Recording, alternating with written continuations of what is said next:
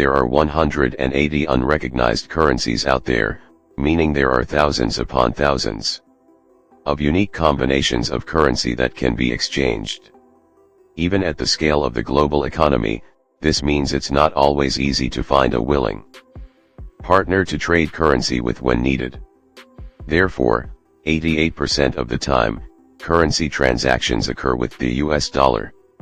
This doesn't mean 88% of transactions are ultimately from or for the US dollar, but rather that it's often just easier to facilitate international transactions through the US dollar. It's a sort of self-fulfilling prophecy. It's easiest to trade with the most traded currency. And therefore the most traded currency is traded most. These days, the US dollar serves that role. It is the plumbing of the global economy. But that's a relatively new role. Before the IMF or the WTO, before this century, last century, or the century prior, before central banks or the concept of nations, there was trade. Trade between states, trade across kingdoms and fiefdoms, trade between tribes and clans. In the West, as the world got bigger, the trade networks became more complex, and the means of trade centralized around currencies. And since the very beginning of modern trade, there's always existed a currency that's just easier to do business with, a dominant currency, a global currency, a reserve currency. The earliest coins connecting trade across Europe and the Near East originated first in the merchant-heavy city-states of the Mediterranean, Venice's ducat, and Florence's florine. Because the coins were nearly the exact same, both being made of gold and minted at nearly an identical weight, the two functioned largely as interchangeable across the Byzantine and Holy Roman Empires from the 13th century through to the 16th, reaching such common use that a host of other European cities ended up minting the coins. These currencies weren't forced on the rest of Europe by Venice or Florence. Instead, unlike local alternatives, they consistently held their value, they could be trusted, and because they rode the coattails of their originators' successful trade across an ever-expanding network, they were prevalent. If a Genoan boatmaker was seeking funding from a Genoan bank, the unit of account would be in florines. If a Venetian merchant sought to buy salt in Servia or Ravenna to then sell on to their inland neighbors, the transactions would be in ducats. If the business was big enough to involve the era's fledgling banks, or city-state governments, or trade from any of the dizzying array of tiny kingdoms dotting the bustling Mediterranean, it was done not by the local currency, but the common currency, the one that both parties trusted, and both parties could get their hands on, the florine or its twin, the ducat. Then, the Western world got a whole lot bigger and the dominant lanes of trade shifted from the Mediterranean to the Atlantic. The center of this newly global network moved west too, as the Iberian Peninsula unseated Italian city-states as the world's economic hub. While fabled cities of gold never materialized in the New World, Portuguese explorers and Spanish conquistadors' westward expansion opened an era of truly global trade. And when they did stumble into mountains of silver in present-day Bolivia, it was all but assured that the new dominant currency the world over would be the Spanish real. With the opening of the Potosi silver mines and the coinciding consolidation of territory across Europe, a flood of carefully managed Spanish coins now made its way through the Americas, Asia, Africa, and Europe. On a bigger scale, the real did what the florine did before it, becoming the world's most readily available, reliable option for commercial transactions, but this time, the world over. In Britain's North American colonies, for instance, the Spanish dollar maintained popularity throughout the 1700s because it was far more accessible. While pounds were difficult to physically obtain, merchants imported goods from the West Indies by paying with comparatively prevalent Spanish currency, continuing to do so even after American independence. Even though the Spanish Empire reached its peak in the 1500s, ceding territory and power For the following 2 centuries, its silver coinage remained a mainstay across the colonies, simply because it was too convenient.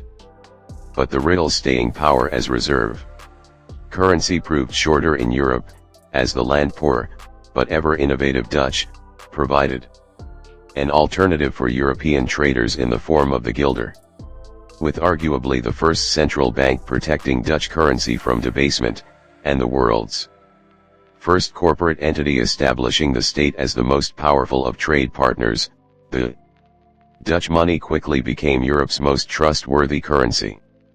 While not the globe-trotting empire the size of Spain's or Britain's that would follow, Dutch guilders were so stable in value, and so easy to transact with via notes and receipts, that by the mid-18th century an estimated 85% of all European banks accepted Dutch currency to settle claims.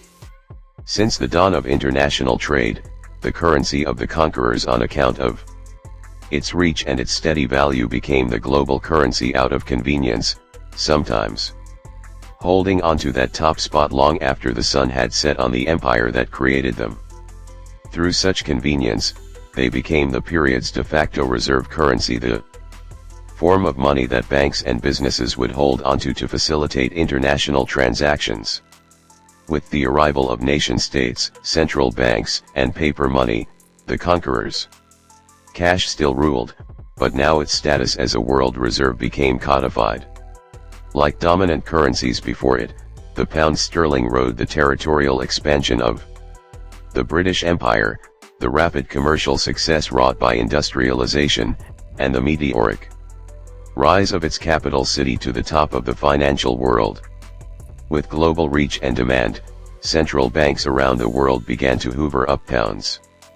As it would facilitate trade quickly with the world's largest power, it stood little risk of losing value, and it could easily be reinvested back into the world's most dynamic banking environment in London to further its value in the long term.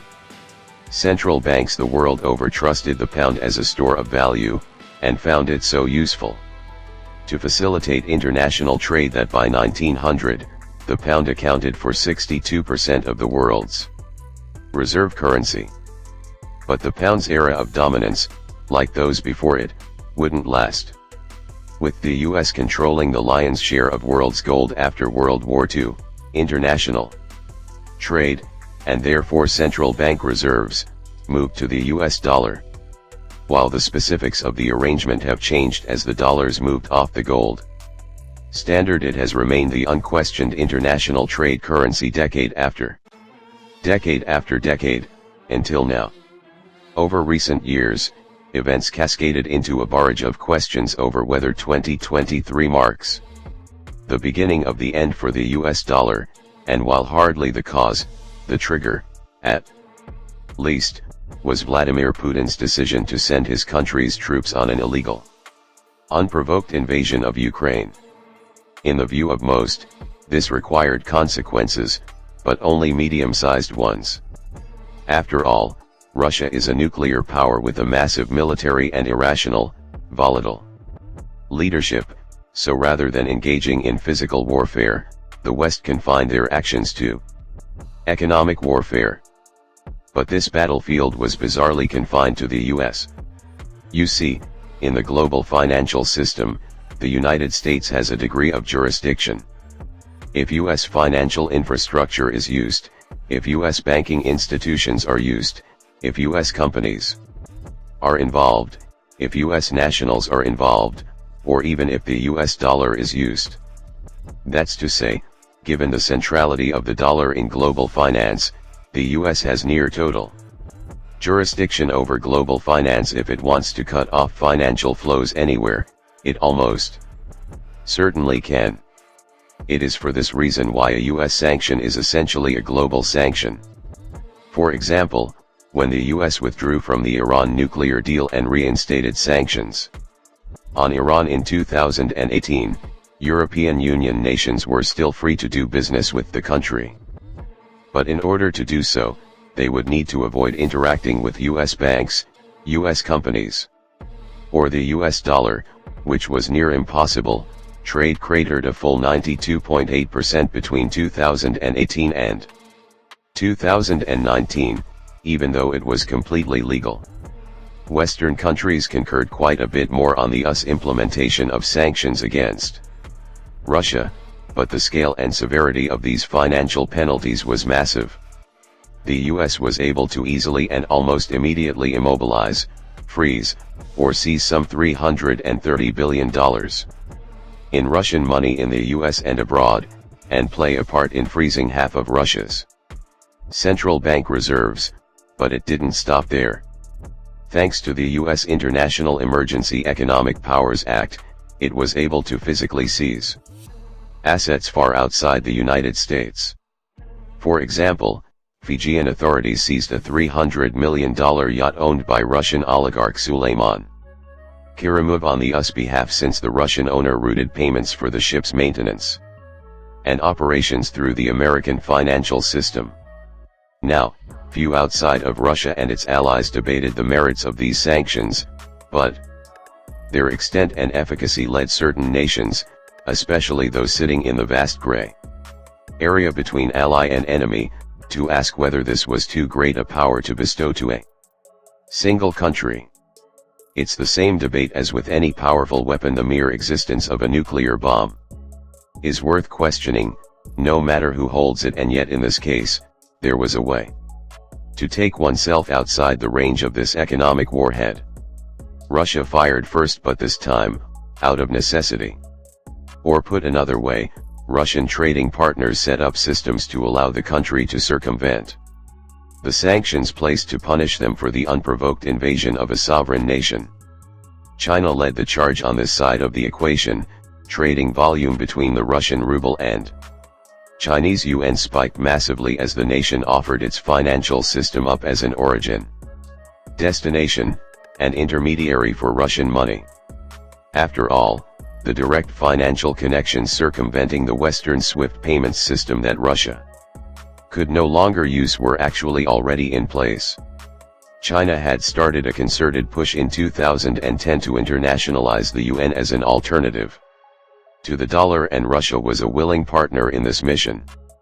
The two countries were able to reduce their reliance on the dollar for trade from 94% in 2015 to under 23% by 2020. So whereas in the past China might have paid for Russian oil in dollars, as is the case with most international oil transactions today, China pays directly in yuan. This situation has been emulated elsewhere. Russia and Iran are progressively connecting their financial systems and now pay for 60% of their bilateral trade in ruble or real. Argentina, facing a historic drought, and therefore low exports, and therefore a reduced inflow of dollars, agreed to start trading with China in yuan in order to safeguard its dwindling dollar reserves. Brazil struck a similar agreement, and the São Paulo branch of the Industrial and Commercial Bank of China started to act as an overseas hub to settle yuan-denominated transactions with the country. But the de-dollarization push with perhaps the strongest potential comes not from one nation, but from a collection of them: BRICS, Brazil, Russia, India, China, and South Africa. Now, this was originally a mere acronym to describe the 5 fast-growing nations expected to dominate the global economy by 2050, but in recent years the group has metamorphosed into a loose intergovernmental organization similar to the G7.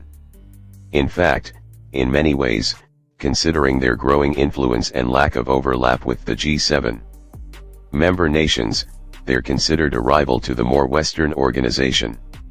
And BRICS is now seriously discussing the potential of creating a new international currency specifically for the purpose of dollar-free trade. In fact, it's expected to be the central topic for the upcoming BRICS summit in August 2023.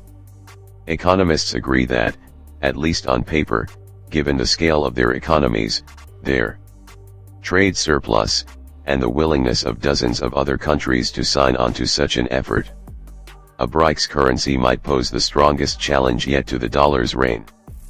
But is any of this actually happening? Is the world actually rejecting the dollar, Or is this just one big media hype cycle, a convenient configuration of facts that collectively make for a click-inducing headline? After all, that certainly happened before. As European Union countries bound their economies together to create the euro, many speculated that an inherently international currency would naturally grow into the global reserve currency, usurping the dollar. But then it just didn't.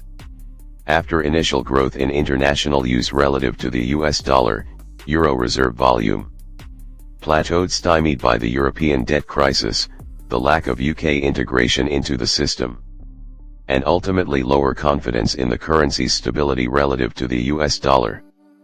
But today, beyond the rhetoric, there is some evidence that can be used to say a de-dollarization trend is occurring most directly. The share of central bank reserves accounted for by US dollars has declined since its peak. But this share has always ebbed and flowed, and today's ebb is not outside the normal range, so the question is whether today's downward trend is truly the start of a long downward slide into oblivion, or just another hype cycle inducing data anomaly. Well, what might answer that is another question: where would the money go? There has never not been a definitive global reserve currency in modern times, so barring the unlikely but theoretically possible fragmentation of the global economic system in a way that has never happened before, something would have to replace the US dollar. A theoretical BRICS currency, despite its potential to challenge the US dollar, faces massive, likely insurmountable obstacles to usurping its spot at the top. The first is it actually happening. Despite their increasing cooperation, BRICS nations are hardly strong allies. India and China's relationship is strained, at best, and regularly devolves into deadly skirmishes over their disputed border. Russia's belligerent status makes relations with it tricky just now. South Africa is having to decide whether to comply with an International Criminal Court arrest warrant for Vladimir Putin when he travels to the country for the upcoming BRICS summit, or if to relocate the summit elsewhere. In any geopolitical environment remotely similar to today's, a BRICS currency could likely reach wide-scale use among these developing nations, but not much more, as it would be viewed as a tool for Russia to evade sanctions and, therefore, a tool to finance their war efforts. Western adoption would be low and, even as BRICS nations grow their share of the world economy, they alone could not force a currency to replace the US dollar globally. Similarly, the UN has potential as China continues its march towards world's largest economy status, but the uniqueness of the country's economic system makes it incompatible for further integration with much of the rest of the world's. Despite their efforts to internationalize the UN, there are still sizable restrictions on moving money in and out of China. Individuals are only allowed to send $50,000 a year abroad without permission, and the view is that this could not change without significantly damaging the country's economy. China has accumulated a tremendous amount of wealth, and then propped up its economy by keeping that wealth inside, considering how hard the country's mega-wealthy already work to get their money out. It seems certain that relaxing these policies would lead to massive capital flight. In reverse, there are massive restrictions on foreign access to Chinese financial markets. For example, the Shanghai Stock Exchange is largely closed to foreign investors. The primary way to get access to it is through the Shanghai-Hong Kong Stock Connect program, which allows investors to purchase Shanghai stocks through the Hong Kong Stock Exchange, and vice versa, but there are restrictions and daily trading quotas, especially in the southbound direction, and even this is a uniquely liberal access point to Chinese financial markets. The US dollar, in comparison, is about as open as a traditional currency can be. There are essentially no meaningful restrictions on movement of dollars in and out of the country. In fact, while it's surprisingly difficult to know for sure, somewhere between half and 3/4 of US dollars are held outside of the United States. it is exceedingly common for high net worth individuals and large multinational companies to have US-denominated bank accounts no matter where they are in the world, and therefore, US dollar to US dollar international transactions regularly occur without direct involvement by a US bank.